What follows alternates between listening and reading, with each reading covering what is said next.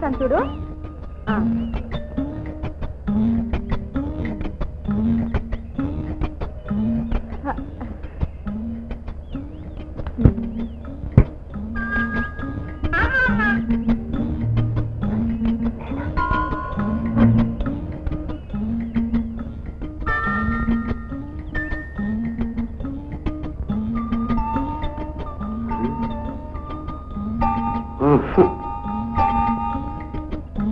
అర్ధనారి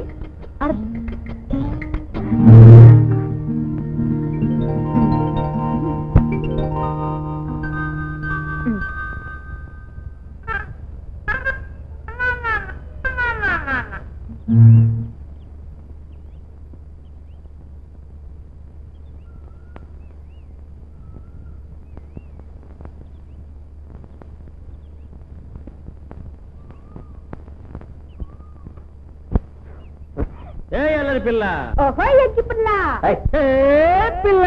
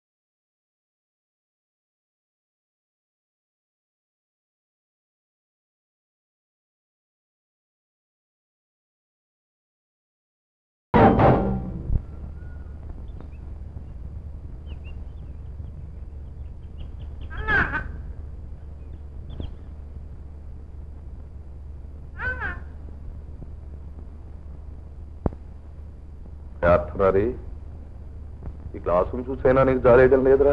ఏమీ లేదు. ఇప్పటికే మీరు 8 మెట్లు ఎక్కేశారు. 80వ మెట్లు ఎక్కేసానంటో నీ సొమ్మేం పోయింది? నీ నోటికి తాళం వేయించాలి. అమ్మాయి ఇంటికి వచ్చిందా? రాలేదు. పెళ్లి కావాల్సిన పిల్ల ఇంకా ఇంటికి రాలేదు అంటే నేను తట్టుకోలేని వర్రీస్ వర్రీస్ వర్రీస్.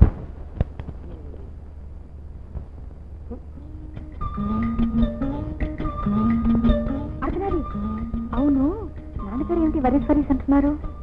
చెప్పనాకయ్యా.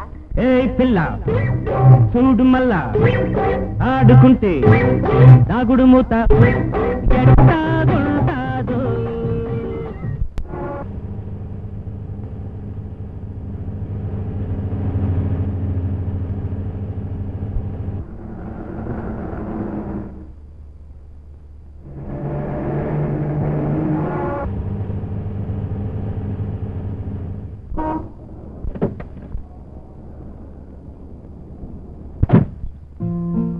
నా జీవితం నా చేతుల్లో లేదు. పెద్దన్నయ్య వెళ్ళిపోయాడు. చిన్నన్నయ్య తన దావతం చూసుకుంటున్నాడు. ఈ పరిస్థితుల్లో ఇంటి బాధ్యత నేను తీసుకోకపోతే ఎలా చెప్పు? పిల్లలకి చదువులు చెప్పించాలి, చెల్లెలికి పెళ్లి చేయాలి, ఇంకా ఎన్నో ఉన్నాయి సమస్యలు. ముఖ్యంగా చెల్లెలు పెళ్ళయ్యే వరకు నేను పెళ్లి చేసుకోకూడదనే నిర్ణయానికి వచ్చాను.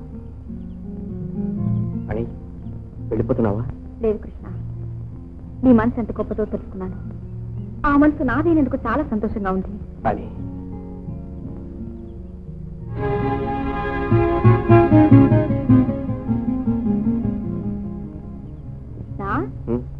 మీ చెల్లెలు పెళ్లి సమస్య అన్నావే, మా సోదరుడు ఆ ఏర్పాట్లోనే ఉన్నాడు. సుజాత అని నాకు చెల్లెలుంది. మీ అబ్బాయి మా చెల్లెలు ఒకరినొకరు ప్రేమించుకున్నారు.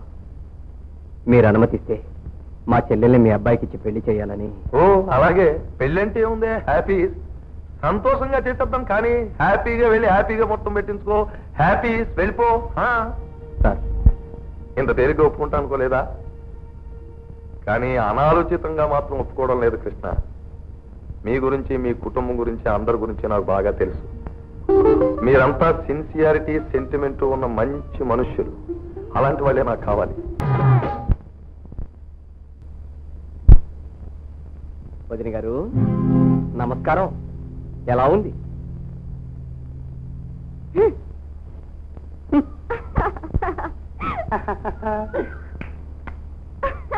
ఎలా ఉంది బావగారు? బ్రహ్మాండంగా ఉంది.